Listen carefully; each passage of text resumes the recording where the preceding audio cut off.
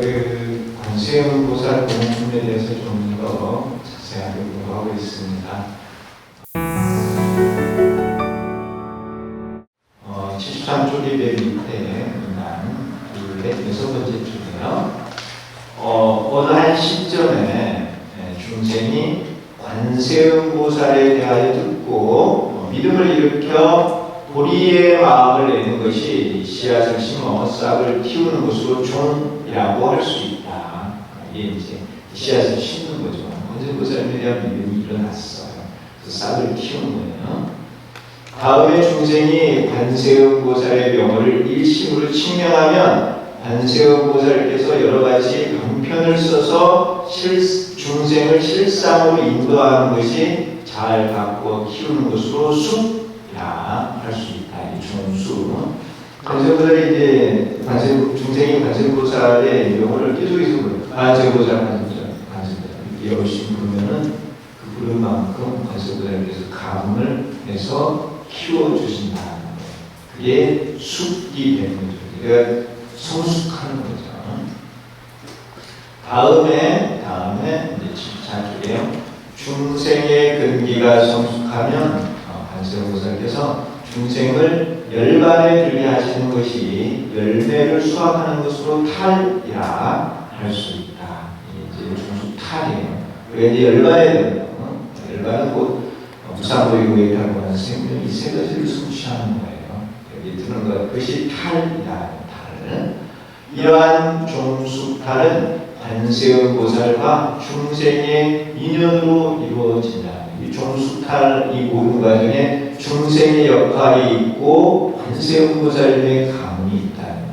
자행화타가 이어지고 있는 것이에요. 이 자행화타가 종수탈로 이어지고 있는 것입니다. 듣고 계시죠? 네. 그래서 우리가 이 감신앙을 할 수 함으로써, 감신앙을 함으로써 제도될 수 있는 것이에요. 그러한 과정은 중수탈이라고 하는 이런 논사에서 쓰는 내용을 가지고 말씀드렸습니다. 본품의 천벌이에 무진보살은 서가모니 부처님께 관세음보살은 어떠한 인연으로 관세음이라고 부르게 되었는지 여쭙다. 이 무진보살의 질문이 두 가지예요. 관세음보살의 명호와 관세음보살의 유화. 이 중생세계에서 어떻게 누우면서 교화를 하시는지 유화. 명호와 유화에 대한 두 가지 질문이죠. 그 가운데 이제 첫 번째 질문이 명호에 대한 질문입니다. 이러한 질문에 대하여 서가모니 부처님께서는 다음과 같이 설하셨다. 이 문장이 본문에서는 가장 핵심이 되는 문장이에요. 만약 무량한 백천만억 중생이 고뇌를 겪고 있을 때 관세음보살에 대해 듣고 그의 이름을 일심으로 부른다면 관세음보살이 곧 그 음성을 관하여 모두 해탈하게 하느니라. 이게 이제 서가모니 부처님께서 관세음보살의 명호에 대한 설명을 간단히 하신 거예요. 그 고통받는 중생이 있고 그 중생이 관세음보살에 대해서 듣고 그 이름을 일심으로 부른다면 이 듣는다는 게 그 믿음과 연결이 돼요. 믿음이 있어야 들을 수 있어요. 듣고 그 이름을 그 일심으로 부르는 거예요. 믿고 그리고 일심으로 신명을 하는 거죠. 신행이에요. 신행. 그러면 관세음보살이 그 음성을 관하여 모두 해탈하게 한다는 거예요. 그 일심으로 신명하는 그 소리를 듣고 관세음보살께서 감응을 하시고 신통을 보이셔서 중생의 설법에서 제도하신다는 거예요. 고통을 받고 있는 중생이 관세음보살에 대해 듣고 나서 문시 이렇게 했죠. 제가 한문이 밑에 주 23번이 서가모니 부처님께서 말씀하신 내용을 한문으로 적어놓은 것을 원문을 적어놨습니다. 야경무량 백천만억 중생 수제군의 문시 관세음보살 일심 칭명 관세음보살 즉시 관기 음성 결의했다. 그래서 지금 이제 중요한 문장이 문칭탈이에요. 문칭탈. 문시. 관세음보살에 대해서 듣는 거예요. 문시. 그리고 일심으로 그 명호를 칭명하는 칭명. 그리고 고통에서 벗어나 해탈을 한다고 하셨습니다. 해탈. 그래서 그 앞글자만 따면은 문칭탈 이렇게 돼요. 문칭탈. 듣고 칭명하고 해탈하는 거예요. 그래서 선생님께서 이렇게 이제 한문으로 인도말로 하셨는데 말씀이 한문으로 번역을 하셨고 강주 스님이 이렇게 한글로 또 번역을 했어요. 그래서 이런 문장들이 있는데 이 문장들의 핵심 내용이 문칭탈이라는 거예요. 듣고 칭명하고 해탈하는 거예요. 이거 앞으로 누가 해야 되는 일이에요? 우리가 해야 되는 일입니다. 듣고 칭하고 탈하는 거예요. 이게 이제 명사에 연결을 하면 종숙탈과 연결을 시킬 수 있다. 이러한 서가모니 부처님의 설법은 중생이 발심을 하고 수행을 해서 열반을 이룬다는 종숙탈을 표현한 것입니다. 그러니까 농사 짓는 거예요. 그래서 이제 구인사의 수행 종품은 한마디로 주경 야선이죠. 그 농사, 낮에는 농사를 짓고 밤에는 마음 농사, 보리 농사를 짓는 거예요.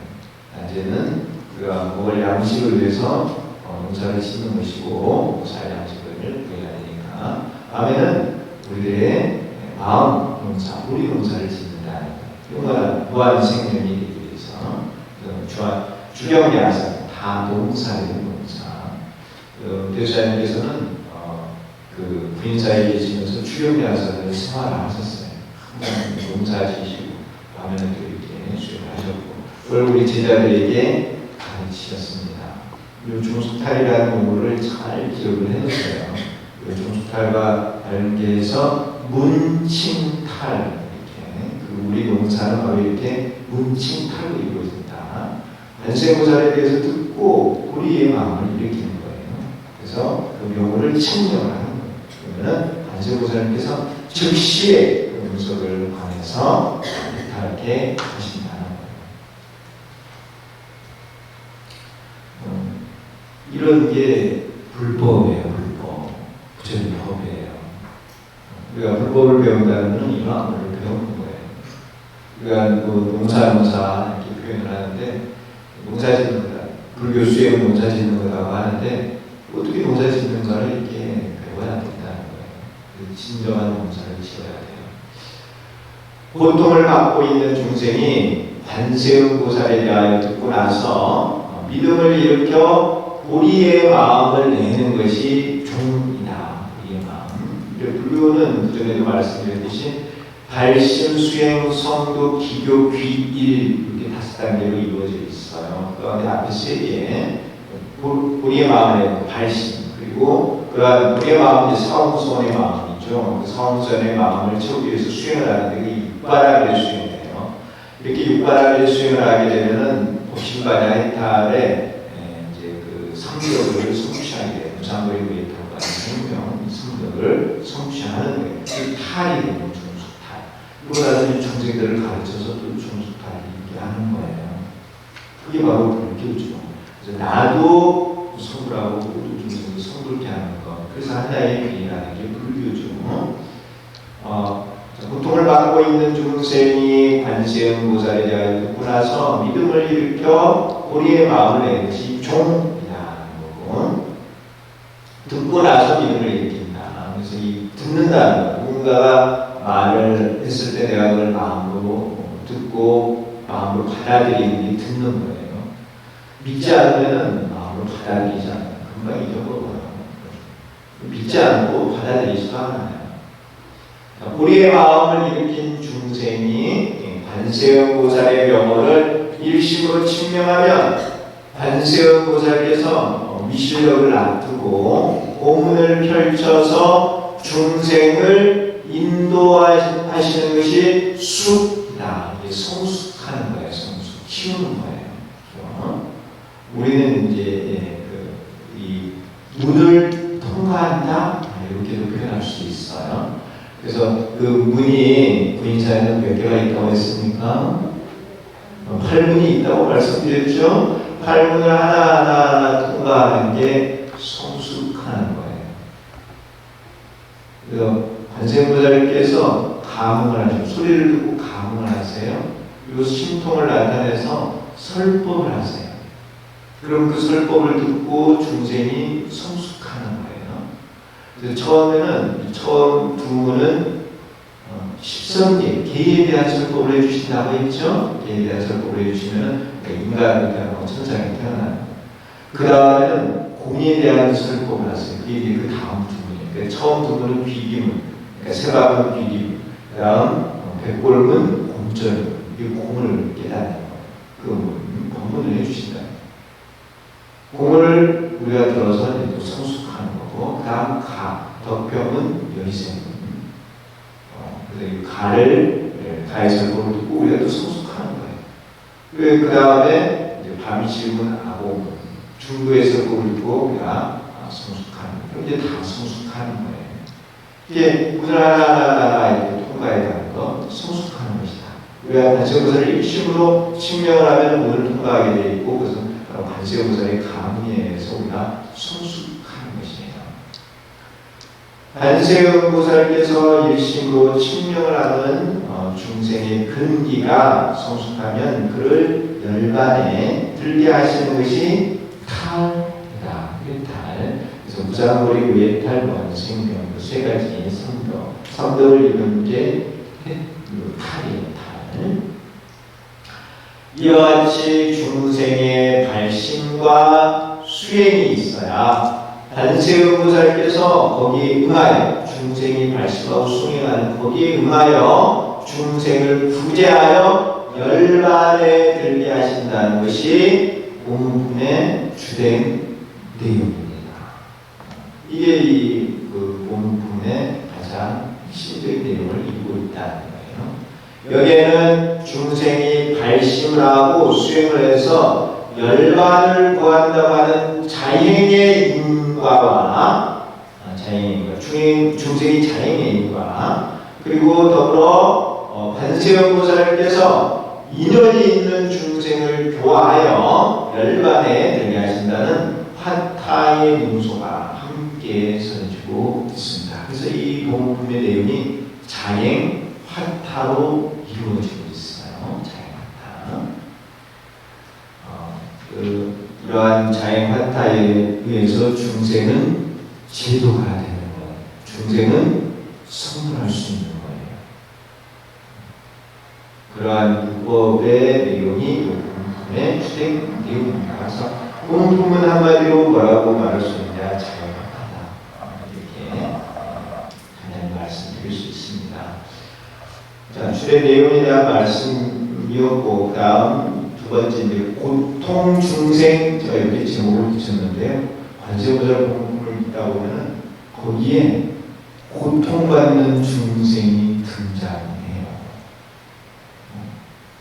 고통받는 중생, 불구덩이에 들어간 중생, 큰 물에 휩쓸려 가는 중생. 얼마나 안타까워요. 또 무서운 바람에 그 흑풍에 달려가는 중생. 이런 고통을 받는 중생들의 모습이 본문에 등장한다는 거예요.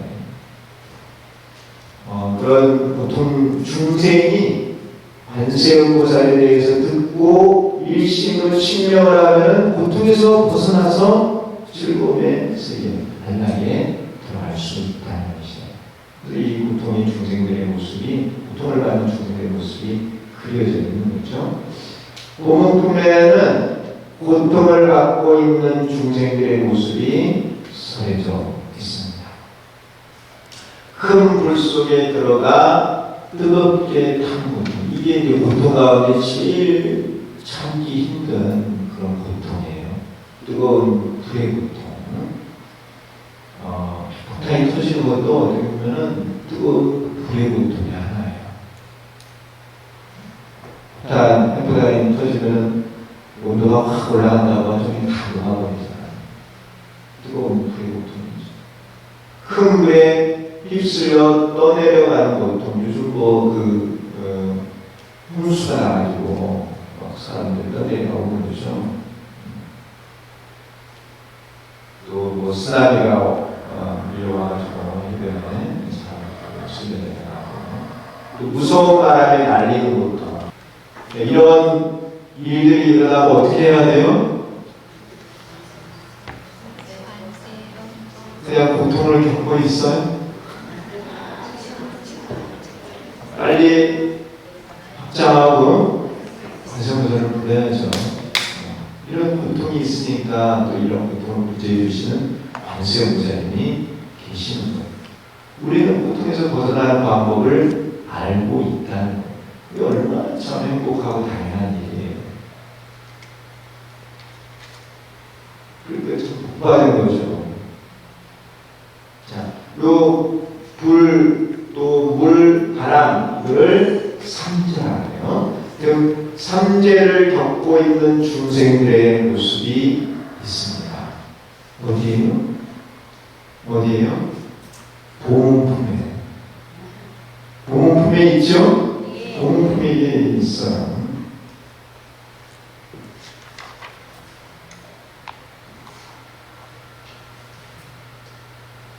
이러한 고통 속에 있는 중생이 관세음보살에 대해 듣고 일심으로 칭송을 하면 관세음보살께서 그 고통에서 다 벗어나게 해주신다는 거예요. 이러한 삼재의 고통뿐만 아니라 칼과 몽둥이를 들고 있는 자들로부터 피해를 받는 도장난의 고통, 도 칼루자, 이 장자죠. 도장난의 고통, 야차와 난찰 등 악귀들의 가해를 받는 악귀난의 고통, 또 형틀과 수갑, 그리고 쇠사슬에 묶여서 받는 가수세난의 고통, 또 원적들에 의해 물건을 빼앗기고 목숨의 위협을 받는 원정난의 고통 등 여러 가지 고통을 받고 있는 중생들의 모습이 있습니다. 참 이런 걸 보니까는 우리나라는 세계에서 치안이 가장 좋은 나라라고 하죠. 공감하세요? 안전한 나라. 전 진짜로 공감해요. 제가 이제 용계 이렇게 다녀보니까 우리나라가 진짜 치안이 좋은 나라다 하는 걸 실감하는데, 그러니까 우리나라에 태어나는 사람들은 복이 많은 사람들이에요. 복이 많아요. 우리나라에 많이 태어나요. 위에 삼재와 더불어 이러한 네 가지 고통을 칠난이라고 합니다. 뭐 삼재 팔난 얘기도 하는데 여기서는 어쨌든 칠난이에요. 칠난은 삼재하고 방금 말씀드렸던 도장난, 악귀난, 가세난, 원정난. 그래서 칠난이에요. 이게 이제 그 관세음보살 보문품의 그 장항에 속해져 있는 내용입니다. 근데 이러한 거는 예시에 불과해요. 예시입니다. 보문품은 중성에 요 개송이 있어요. 뒤에 보면 그 개송에는 이러한 칠난 이외에도 많은 고통을 받고 있는 중생들의 모습이 있습니다. 여러 가지로 고통을 받고 있는 중생들 모습이 등장해요. 수미산과 금강산에서 떨어진 고통, 높은 산에서 떨어지는 고통, 또 나쁜 주문과 독약으로 몸에 피해를 받는 고통, 독약, 주문은 외우는데 나쁜 귀신이 와서 고통을 주는 거예요. 또 나쁜 나찰과 동룡이 가해를 하여 받는 고통, 날카로운 이빨과 발톱을 가진 나쁜 짐승들로 둘러싸여 두려움에 떠는 고통, 독을 내뿜는 독사와 전가의 공격을 받는 고통, 독사에 물렸어. 겁이 덜컥 나죠? 겁 안 났어요? 빨리 응급처치를 해야죠. 응급처치를 하면서 또 뭘 해야 됩니까? 관세음사 빨리 해야죠. 아무리 이게 제일 좋아요. 정갈이 공격을 하는 고통, 또 천둥과 번개가 치면서 우박과 큰 비가 내리는 속에 있는 고통, 이게 그 중성에 있는 내용들이에요. 소송의 다툼이 벌어진 곳에 있는 고통, 두려운 군진에 둘러싸인 고통 등 이루 말할 수 없는 고통을 받고 있는 중생의 모습이 있습니다. 그래서 이 칠라는 예시입니다. 예시. 그리고 여기 중성에 있는 것도 예시예요. 중생은 온갖 여러 가지로 고통을 받을 수 있어요. 근데 왜 그렇게 고통을 받는 거예요? 네. 그 고통이 그냥 생겨나지가 않는다. 원인 없이 고통이 있을 수가 없다. 중생이 이렇게 고통을 받는 데는 반드시 원인이 있어요. 그거는 나 자신 또한 마찬가지예요. 내가 살아가면서 어떤 일이 있다? 그럼 남을 비방하기 전에 자신을 돌아봐야 돼요. 내가 이런 고통을 받고 있는 것은 내가 지어서 내가 받는 것이다. 가장 기본적인 생각이에요. 배우자를 원망하고 부모를 원망하고 자식을 원망하고 그건 전부 다 어리석은 일이에요. 다 내가 지어서 내가 받는 거예요. 근데 그렇게 지혜롭게 살기가 쉽지 않아. 누구나 다 어떤 일이 일어나면 자기를 돌아보기 전에 주변을 원망하기 마련이에요. 그게 바로 중생의 모습이에요. 어리석은 중생의 모습이에요. 인과를 모르기 때문에 그런 원망을 일으키는 것이에요. 77쪽에 보세요.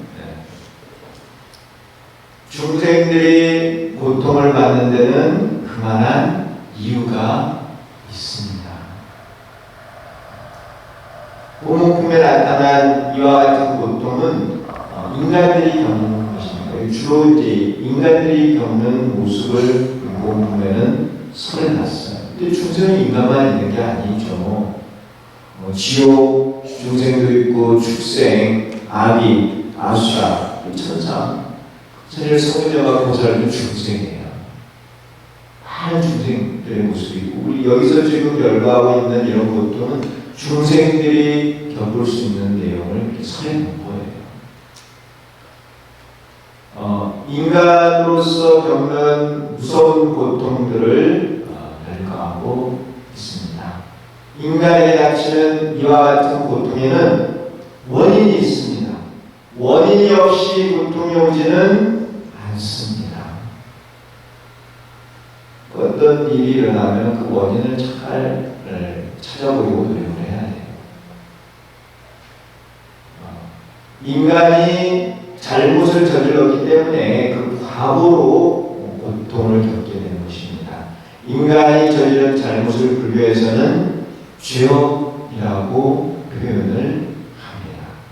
그래서 죄업이 원인이 돼서 형벌의 고통이 있는 거예요. 인간이 저지른 잘못 가운데 10가지 무거운 죄가 있는데 그것을 십악업이라고 합니다. 그래서 우리 천수경에 그 십악참회가 있죠? 네. 그런데 매일 이렇게 하는 거예요. 그 십악업의 준말이에요. 그래서 살생, 도둑질, 사대, 음행, 거짓말, 이간하는 것, 나쁜 말, 꾸미는 말, 욕심을 내는 것, 화를 내는 것, 삿된 숙견을 갖는 것 등 10가지를 말합니다. 이런 게 십악업이에요.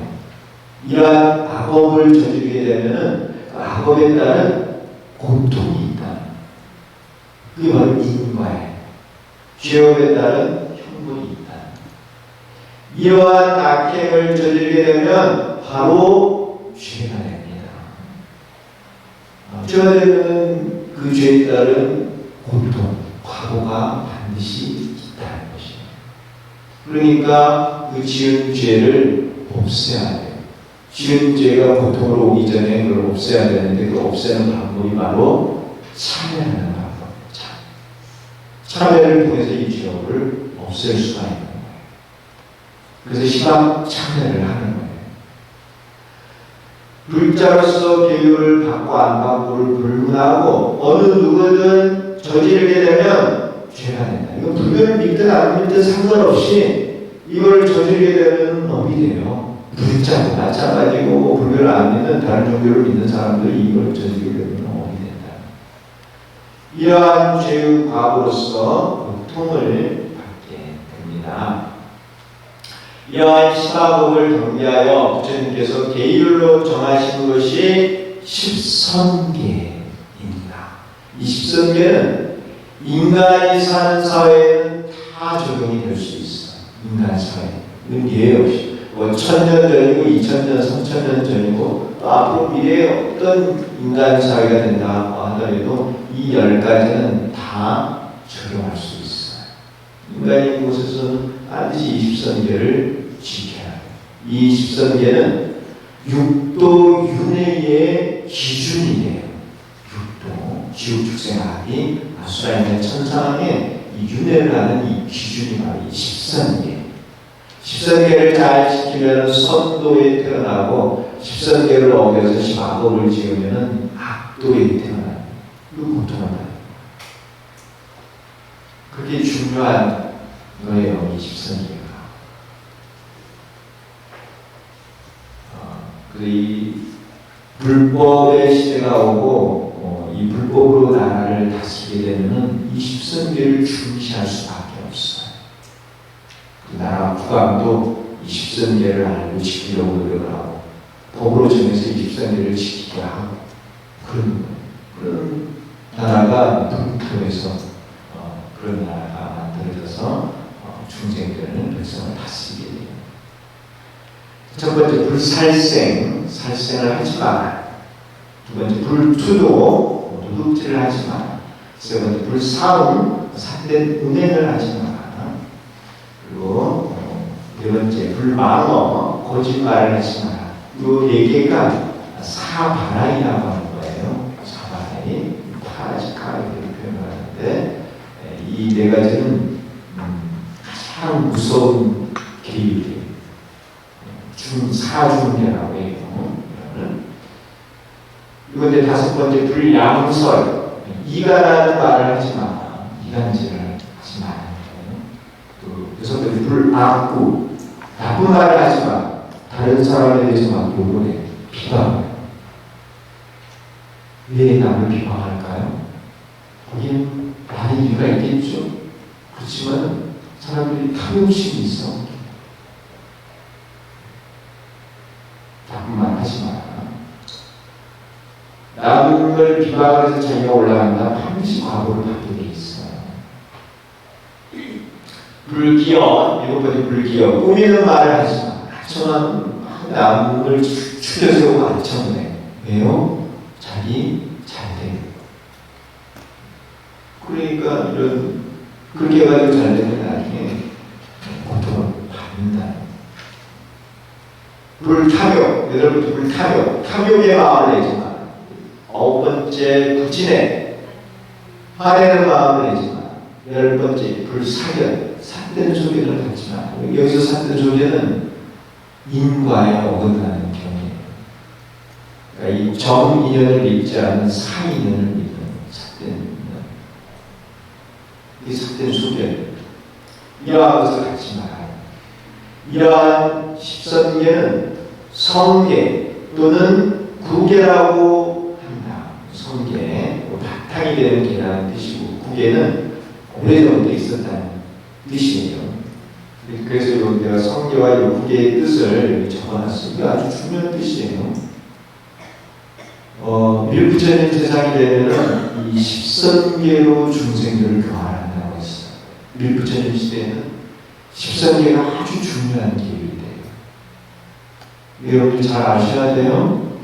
꼭 알고 계셔야 돼요. 요거 있고 항상 시각참회를 하면서 내 자신의 하루를 돌아오면서 이 십선계를 시각을 참회를 해야 돼요. 나뿐만 아니라 사실은 모든 중생의 시바법을 다 참여를 해야 돼. 그게 대승 참여. 그래서 매일 참여를 함으로 인해서 업이 두텁게 되지 않게 만들어야 돼. 그때 참여를 해서 없애야 돼. 이게 두꺼워지면 이걸 한꺼번에 받으려고 하면 너무너무 무서운 고통이 오는 거예요. 그때 참여하고 고쳐야 합니다. 성계, 성계라고 하는 것은 계율을 받고 안 받고를 불문하고 저지르면 죄가 되며 지키면 선이 된다고 하는 의미다. 그래서 이 십선계는 이거를 스스로부터 받았든지 안 받았든지 상관이 없이 지키면 선이 되고 어기면 악이 되는 거예요. 그래서 이걸 성계라고 합니다. 관세음보살을 부르면 관세음보살께서 제일 먼저 가르쳐 주는 게 이 십선계 지키는 걸 가르치시는 거예요. 계율 지키기. 이 십선계를 중품적으로 지키면 인간으로 다시 올 수 있어요. 잘 지키면 천상에 올라요. 거기가 이제 십선계를 계율을 잘 지키면 기본이 되는 거예요. 그래서 이제 수행을 해가지고 미혹을 깨면은 육도를 벗어나서 성령을 벗어나 부처님 세계로 가는 거예요. 자, 그래야 범하게 되면 반드시 미래의 그 과보를 받게 되었다. 이 공계, 성계. 그래서 항상 공계를 수지하고 또 참여하시기 부탁을 드리겠습니다.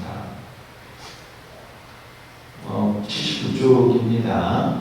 대방광불화엄경에는 시바법을 지어서 받는 과보에 대하여 설하고 있습니다. 그 시바법, 그러니까 십선계에 대한 내용은 거의 안 나오는 경전이 없다 할 정도로 많은 경전에서 언급하고 있어요. 자, 먼저 십선계를 지키면 아수라, 인간, 천상의 삼선도로 가는 원인이 되지만 이것을 지키지 못하면 지옥, 축생, 아귀의 사막도로 가는 원인이 된다고 했습니다. 이 내용은 화엄경에 나와 있는 내용이에요. 화엄경에. 그래서 십선계를 잘 지키면 선도, 이거를 지키지 못하고 어기면 악도로 간다. 악도로 가면 고통이 많아요. 사막도에 떨어지면 말할 수 없는 고통을 받게 된다. 우리가 다른 거 몰라도 축생 보세요. 축생 고통이 심하잖아요. 자, 그리고 인간 세상에 다시 태어난다고 하여도 여러 가지 고통을 면할 수 없다. 이렇게 시바법을 어겼어. 시바법을 어겼는데 사막도에 가지 않고 인간으로 다시 태어날 수도 있다는. 인간 세계에도 지옥부터 부처님 세계가 다 있습니다. 근데 인간 세상에 태어나서 고통이 많다는 것. 대방광불화엄경에서는 다음과 같이 자세히 설하고 있다. 이 십선계 각각을 어긴 것에 대해서 설명하고 있어요. 화엄경에서. 그리고 그 원문이 있는데 제가 번역을 했습니다. 살생한 죄는 지옥, 축생, 아귀에 떨어지며 사막도에 떨어지며 인간으로 태어나도 두 가지 과보가 있는데 수명이 짧고 병이 많다. 남의 목숨을 많이 빼앗으면 내 목숨이 짧아진다. 그리고 병에 많이 걸려서 몸이 늘 아프대. 몸이 어려서부터 늘 아파하는 사람은 전생에 살생죄를 많이 저지릅니다.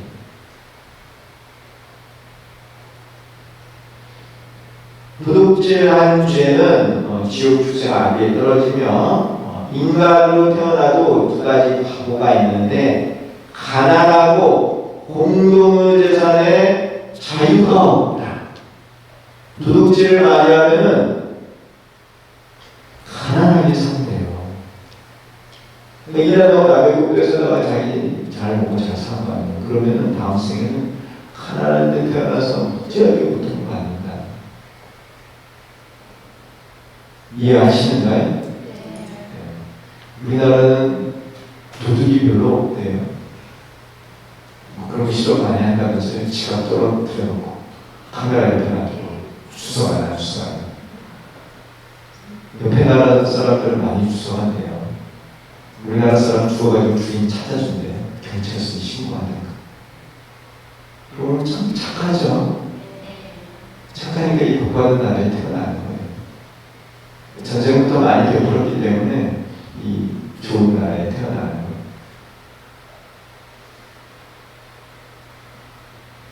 그 다음에 그 공동의 재산의 자유가 없다 이렇게 돼 있죠. 이걸 이제 그전에는 그냥 막연하게 알고 있었는데 내가 요즘 알게 됐어요. 뭘 알게 되냐면은 그 우리나라 외국 사람들이 우리나라 와서 놀란 것 중에 하나가 뭐냐면 화장실 문화예요. 우리나라는 화장실이 대부분 공짜죠. 그렇죠? 제가 유럽에 가는데 유럽에는 화장실도 별로 없을 뿐만 아니라 돈을 내야 돼요. 유로와 동전 있죠. 동전을 넣으면 문이 열려. 동전 없으면 못 들어가요. 못 들어가니까 사람들이 어떻게 하냐면 도상 알죠? 도상 그래야 냄새가 많이 나. 근데 우리는 화장실을 자유롭게 쓰잖아요. 그것도 깨끗하고 청결하고. 그렇죠? 그 공동의 재산이에요. 우리는 그런 공동의 재산에 자유가 많은 거죠. 이해하시나요? 그런 걸 자유스럽게 이용할 수 있다는 거예요. 그런데 그런 걸 자유스럽게 이용하지 못하는 그런 나라에 태어나면 전생에 덕질을 많이 했다는 거예요. 그래서 조금 더 구체적으로 이해가 되더라고요. 공동의 재산. 우리는 공동의 재산을 우리나라 사람 성향 자체가 소중하게 생각해요. 정말이에요. 잘 보존하려고 하죠. 뭔가 문제 생기면 스스로 고치려고 하고. 그런데 외국 같은 데는 그렇지 못한 데가 많다는 거예요. 우리나라가 좀 바라기는 한데, 태양광 아시죠? 태양광을 어디에 설치하려고 했느냐면 도로에다가 설치하려고 했어. 도로는 햇빛이 계속 비치니까 도로 뭐 따로 살 필요 없이 도로에 쫙 깔아가지고 이렇게 차가 다니도록 이렇게 도로에 깔아놨는데 한 달 만에 다 걷었대요. 왜냐하면은 사람들이 이거 전부 다 써왔다는 거야. 도둑질 못하는 어느 나라인지 아시죠? 모르세요? 우리 옆에 나라예요.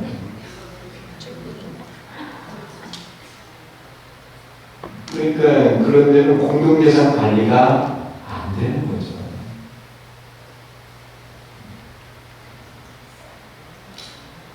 어쨌든 투도를 많이 하면은 공동의 재산에 자유가 없답니다. 저는 이제 그런 생각을 많이 해요. 우리나라는 산천이 참 아름다워요. 산도 강도 또 미세먼지 있다고 하지만은 우리나라는 곳곳에 공기 좋은 곳이 참 많아요. 정말 보기 좋고 산천 경기도 그렇지만 사람도 마찬가지예요. 우리나라는 참 잘생겼거든요. 잘 쓰고 그러니까 좋은 나라예요. 앞으로는 이제 복이 없으면 우리나라에 태어나기 힘들다는 거예요. 복이 있어야 우리나라에 태어나요. 여러분들은 복 많아요. 그리고 여기 분명히 제가 말씀드리죠. 인간이 태어나는 법을 내가 말씀드리고 있는 거예요. 인간이 태어나려면 십선대를 잘 지키면 인간이 태어나는 거예요. 그리고 이제 더불어서 대사님께서 강조하신 게 뭐냐면 뭘 강조하셨죠? 대사님께서 인간이 태어나기 위해서는 뭘 해야 된다는 겁니까? 인간의 근본이 뭐예요? 인간의 근본이 뭐예요? 인간의 근본은 효도야, 효도. 효도를 잘해야지 다음 생에 인간으로 온다는 거예요. 효도 아시죠? 다들 어디 가셨어요? 효도를 잘해야 되는데. 근데 내가 그때 언제나 말씀드렸잖아요. 부모님 은혜 갚기가 쉬워요, 어려워요? 어려워요. 그래서 그걸 어떻게 갚아야 한다고요? 어떻게 갚아야 한다고요? 자식을 많이 낳아서 키우는 거예요. 부모님께 직접 갚는 게 어려워. 근데 자식을 많이 낳아서 자식한테 베푼다. 근데 요즘 왜 이렇게 자식을 안 낳으세요? 걱정스러워요. 진짜 걱정스러울 정도예요. 우리 요즘 애들 보면 애들 낳고 이렇게 키우는 그런 부모나 애들 보면 되게 반가워요. 진짜 기특하다는 생각도 하고. 여러분들 혹시 뭐 그 자녀분들이나 손자, 손녀 결혼하면 좀 자식 좀 많이 알아봤어요. 다음 세월에 위해서는 그게 꼭 필요해요. 절대 한 생이 끝이 아닌 거 아시죠? 수많은 생이 이어지는 거예요. 우리는 이 한 생을 보고 사는 게 아니라 이 혼생을 보고 사는 거예요. 불자의 마음은 그런 마음이에요. 지혜로운 마음이에요. 제가 말씀드렸잖아요. 부처님 교육은 100년 대계가 아니고 3세기 교육을 하신다. 종수탈이라는 것도 마찬가지예요. 과거, 현재, 미래로 이어지는 거예요. 종수탈. 중생과 관세음보살의 인연이 한 생에 있느냐, 한 생에 걸쳐서 이어지는 거예요. 사음해제는 지옥 축생 아기에 떨어지며 인간에 태어나도 두 가지 과거가 있는데 배우자가 정결하지 못하고 뜻에 맞는 권속을 얻지 못한다. 권속과 많이 싸우는 거죠. 80조입니다. 거짓말한 죄는, 여기 거짓말한 죄는 특히 대망언을 말해요. 깨닫지 않았는데 깨달았다는 거짓말. 물론 그 거짓말뿐만 아니라 다른 거짓말도 마찬가지지만 특히 이 대망언은 가장 무서운 거짓말이에요. 거짓말한 죄는 지옥 축생 아비에 떨어지면 인간에 태어나도 두 가지 과보가 있는데 남의 비방을 많이 받고 남의 속임을 많이 받는다. 왜냐? 내가 남을 속였으니까 남이 나를 또한 속이게 되는 거예요. 거짓말하지 마세요. 내가 남을 속인 만큼 남이 나를 속이게 된다.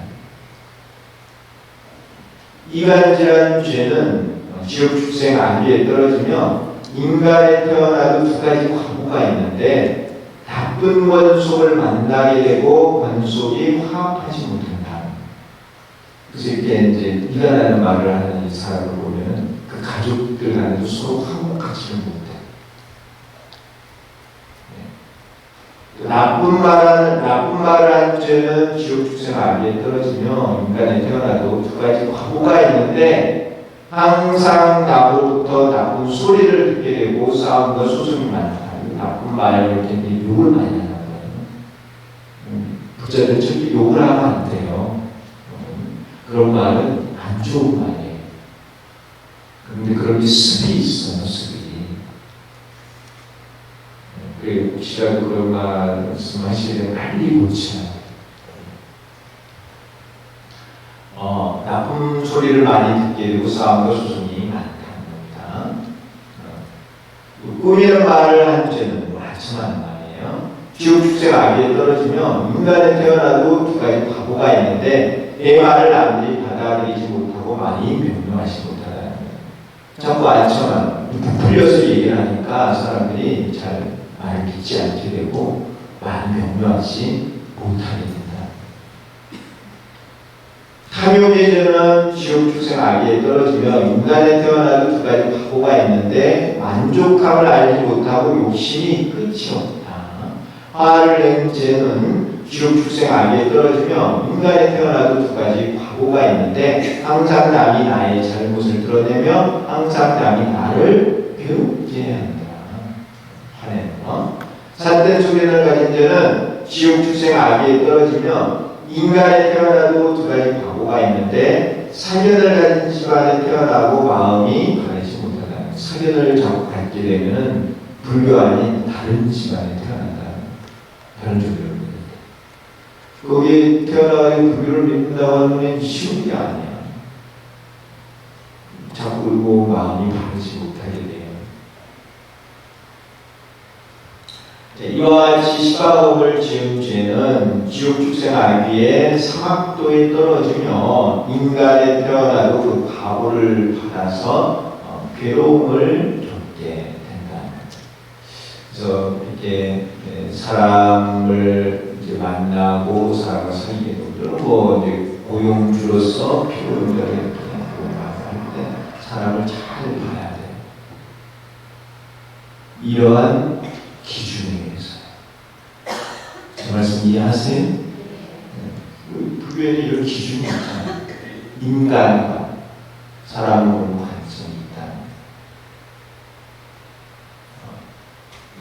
이런 사회생활을 하는 데 있어서 이러한 것은 너무 중요하다. 사원을 하나 드리는데 복이 많은 사원을 들여놓으면 회사가 발전하겠죠. 다들 그렇지 못한 사람이 오면 회사가 어려워질 수도 있어요. 집안에 사람을 드릴 때 똑같은 거예요. 이해하시는가요? 네. 이런 경전의 말씀에서 지혜를 빌려서 이 사회생활을 하는데 활용을 해야 돼요. 사막도 가운데 지옥은 고통이 가득한 곳이다. 이 나락하라고 이렇게 표현을 해요. 나락 이렇게 말을 하는 거. 그 뜻이 지옥이 많다, 아니 고통이 많다는 거. 땅 아래에 있으므로 지옥이라고 하는데, 땅 지자의 감옥이죠. 그래서 이 지옥이 두터울수록 깊은 지옥이 떨어진다는 거예요. 깊은 지옥에 있으면 천도하기가 힘들대요. 그 깊은 지옥에 가서 간수가 뭔가를 찾아서 지옥 중생을 꺼내서 오는 시간이 많이 걸립니다. 정말 지옥은 있습니다.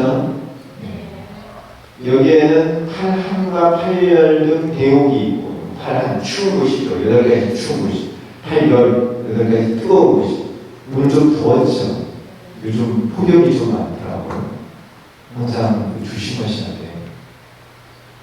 등 대옥이 있고 그 가까이 또한 권속이 있어서 그 종류가 헤아릴 수 없다. 지옥은 업에 따라 가볍고 무거운 고통을 받으며 그 고통을 받게 되는 기간도 다르다. 이런 모든 게 다 지옥에 따라 결정이 되는 거예요. 우리 인간 사회에서는 이제 검사가 구형을 하면 판사가 결정을 하죠. 법계에서는 들어가보시면 알아요. 그쪽에 안 가시면 좋겠죠. 법계에서는 조금도 오차가 없어요. 지은 그대로 다 받게 돼 있어요. 그래서 법계예요. 가장 무서운 고통은 하루 동안 84,000번의 성사를 겪으며 겁의 수로 다양하다. 하루에 84,000번 태어났다가 죽는 거야. 제가 말씀드렸죠? 왜 죽이는지. 고통을 세게 줘요. 고통을 세게 주잖아요. 계속 고통이 오면은 무뎌져. 고통을 못 느껴요. 그러면 죽여. 죽여가지고 다시 살려서 또 고통을 느끼게 하는 거죠. 무간지옥. 끊임없이 고통을 받는 거예요. 무간지옥. 아버지를 죽이고 어머니를 살해하고 아라한을 죽이고 부처님의 몸에서 피를 내게 하고 승가를 파괴하는 것들, 오역을 저지르거나 시바업을 지은 정도가 크면 이곳에 몸을 받는다고 합니다. 이렇게 죄가 무거우면 무한한 지옥에 떨어져서 끊임없이 고통을 받는다. 절대 가만 안 되겠죠? 네. 지옥에 대한 말씀이었고, 지옥 중생의 모습이에요. 축생은 또한 방생이라고 하는데 곁에 사는 거 아니에요. 털이 있고 뿔이 나며 비늘이 있고 날개가 있으며 다리가 4시간 여럿이 있거나 다리가 있기도 하고 없기도 하며 여러 가지 형태로 태어납니다. 이들 축생은 물속이나 육지 그리고 공중을 날아다니며 살고 있는데 서로 먹고 먹기와 고통을 받는 것이 끝이 없습니다. 시바업을 지은 정도가 중간이면 이곳에 몸을 받는데 특히 어리석음과 욕심이 많으면 이곳에 태어남을 합니다. 어리석음이 많고 욕심이 많으면 축생으로 태어난대요. 이런 이바들이 과거의 이바들이 꽤 전해져 내려와요. 욕심을 부려가지고 출생으로 태어난다. 아기는 항상 배가 고프고 목이 마르는 고통을 겪는다. 아기는 이제 배고픈 귀신이 아기예요. 물고기 가운데 아기가 있죠. 아구가 아니고 아기가 맞아요. 아기예요. 여기저기 다니면서 마실 것을 찾지만 이들은 샘물을 피고름으로 보기 때문에 마시지를 못한다. 샘물은 우리 눈에는 물이야. 그걸 먹을 수 있는데 아기 눈에는 그게 고름이에요. 그리고 못 먹는 거야. 또한 배는 산처럼 크고 목구멍은 바늘구멍만큼 작으며 음식을 먹으려고 하면 입에서 불이 나와 태워버려 먹지 못하기 때문에 배고픔과 목마름의 고통을 겪는다. 참 얼마나 힘든 고통이에요. 부정한 곳에 머물면서 음식을 얻지 못하고 항상 채찍을 맞아 강가나 바닷가에 내몰리며 받는 고통이 불안하다. 항상 더러운 곳에 있는 거예요, 아기들이. 그래서 천신들이 내려와서 이제 더러운 곳에 있으니까 손으로 만질 수가 없잖아요. 채찍으로 때리는 거죠. 채찍으로 때려서 이렇게 몰아서 강가나 바닷가 쪽에 가서 씻겨주는 거예요. 그래서 채찍을 많이 맞아요, 아기들이. 시바금을 지은 정도가 작으면 이곳에 몸을 받는데 특히 알청하고 숨기는 마음이 많으면 이곳에 몸을 받는다고 합니다. 그러니까 속이는 일을 하시면 안 돼요. 속이면 이런 몸을 받게 된대요. 시바금을 지으면 이와 같은 사막도에 무서운 고통을 겪게 된다. 사막도에 태어나지 않고 인간의 몸을 받게 된다면 또한 그에 상응하는 여러 가지 과거를 받게 된다. 인간으로 살아가면서 어렵다는 과거를 받아서 고통 속에 흩어지게 된다. 악업을 지은 자는 그에 상응하는 고통의 과거를 피할 수 없습니다. 지은 대로 받는 거예요. 선업을 쌓으면 복을 받고 악업을 지으면 고통을 받는 거예요. 벌을 받는 거예요. 고문품에 나타난 중생의 고통은 인간으로 태어나서 겪는 것입니다. 이러한 고통은 바로 악업의 결과죠.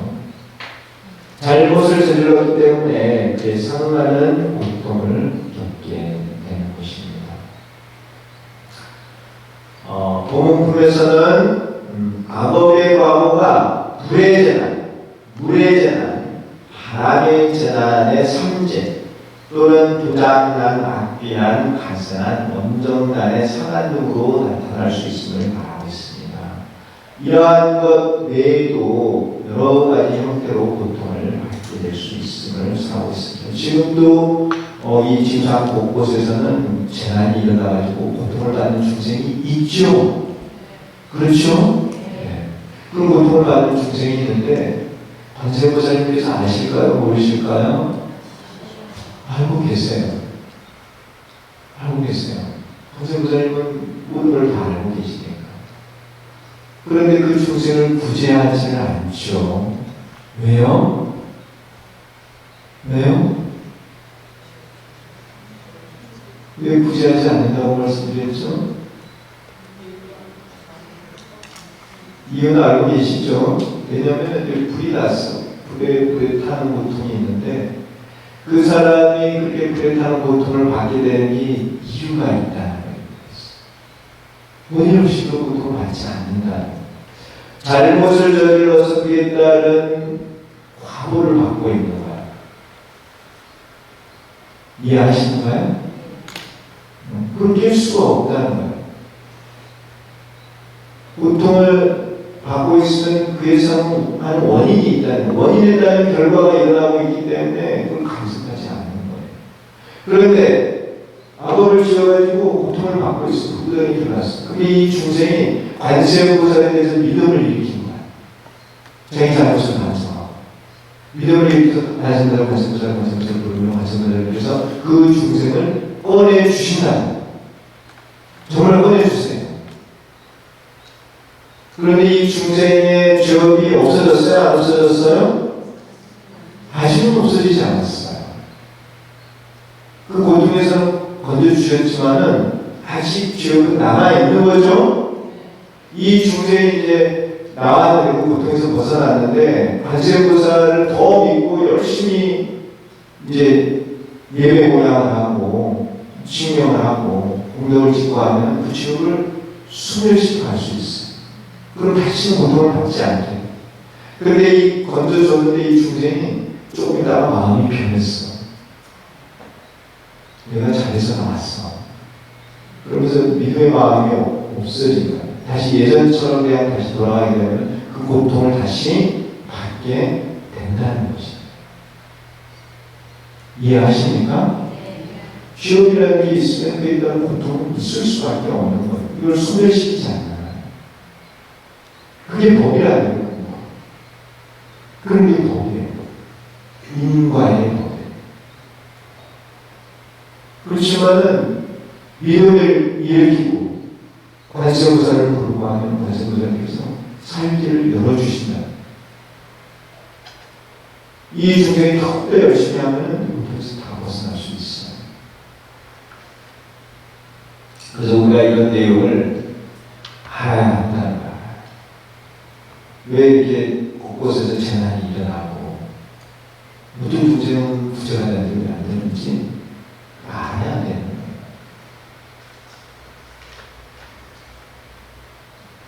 그래서 이 세상의 모든 것은 인과를 벗어나지 않아요. 그리고 이러한 고통의 원인은 자기가 지은 잘못된 행동 때문이다. 잘못을 저질렀기 때문에 고통이 있는 거예요. 자기가 잘못을 저질러서 자기가 고통을 받는 것이다. 대신해 주지가 않아요. 대신해 주라고 생각하는 게 바로 사견이다. 삿된 인연이에요. 그러면 있을 수가 없어. 누가 대신 죄를 받아준다? 그런 건 있을 수가 없어. 자기가 지은 죄는 자기가 그 고통을 받게 돼 있다. 자기가 잘못을 저질러서 자기가 고통을 받는다. 불교에서는 자업자기 인간관을 선하고 있다. 신에 의해 고통을 받는 것이 아니며 숙명에 의해 고통을 받는 것이 아니며 원인도 없이 그냥 고통을 받는 것도 아니다. 신에 의해 고통을 받는다. 숙명에 의해 고통을 받는다고 원인도 없이 고통을 받는다. 이런 게 사견이라는 거예요. 잘못된 견해예요. 자기가 지은 잘못이 원인이 되어 그 결과로서 자기가 고통을 이게 지혜로운 사람이 보는 인과 관계, 정인연이다. 다른. 자, 어쨌든 이렇게 이제 고통받는 중생들의 모습이 본문에 서려져 있어요. 그런 고통은 그 원인이, 직접적인 원인이 법이에요. 죄업이죠. 시악. 그리고 그 악업을 저지르게 되는 이유가 뭐냐면 무명이에요. 공과의 진리를 모르는 그 무명으로 인해서 그런 법을 짓게 되고 고통을 받는다. 세 번째, 칭명. 이렇게 고통 속에 있는 중생이 관세음보살의 명호를 부르는 거예요. 그럼 그게 공덕이 생겨요. 고통의 원인은 중생이 지은 잘못이고 그 잘못의 원인은 번뇌다. 그래서 무명업 보죠. 본문 보면은 중생들이 겪는 여러 가지 고통의 모습에 이어서 음욕, 진해, 무치등 삼도 번뇌에 대하여 살아옵니다. 음욕은 탐욕 가운데 가장 어려운 게 음욕이에요. 그래서 음욕을 이렇게 설명하고 있죠. 삼도네요, 삼도. 삼독은 고통의 원인이다. 삼독, 독이니까요. 독을 먹으면 고통이 오는 거죠. 관세음보살을 항상 생각하고 공경하면 지금 겪고 있는 고통에서 벗어날 뿐만 아니라 그 고통의 원인인 삼독의 번뇌로부터 벗어난다는 것이다. 여기 이제 중간에 업은 생각이 되겠지만 당연히 업장도 소멸이 돼요. 연불이라고 하는 것은 원래 업장을 대치하는 법이에요. 그래서 고통에서 건져주실 뿐만 아니라 업에서도 해탈하게 하고 무명도 있게 해주신다는 거예요. 무명고의 세 가지 장애를 다 없애주신다는 거예요. 언제요? 칭명. 일식으로 칭명을 하면 이 세 가지 장애를 소멸을 시켜준다. 그것이 바로 칭명 공덕이고, 칭명을 하면 반드시 공덕이 생겨나요. 제가 말씀드렸잖아요.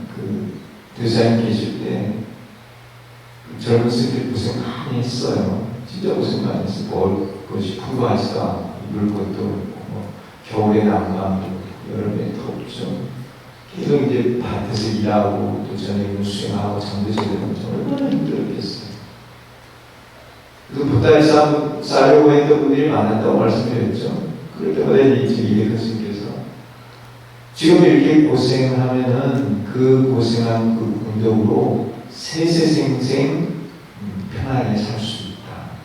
마치 소뼈를 우리는 뼈 공부에 계속 물어나듯이 계속해서 그 공덕을 써볼 수 있다. 그런 말씀해 주셨다.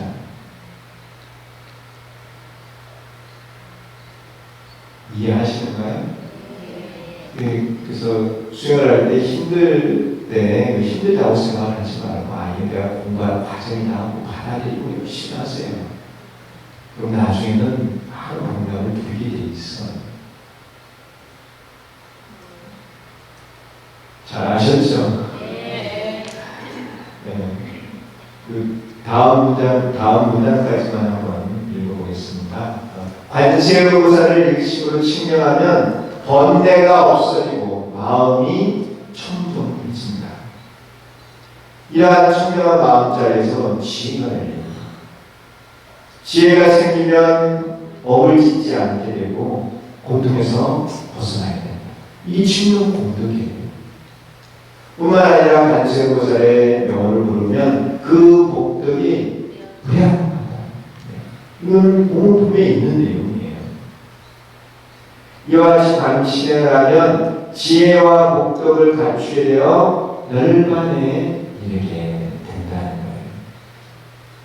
그래서 오늘 좀 중요한 내용들을 했는데요.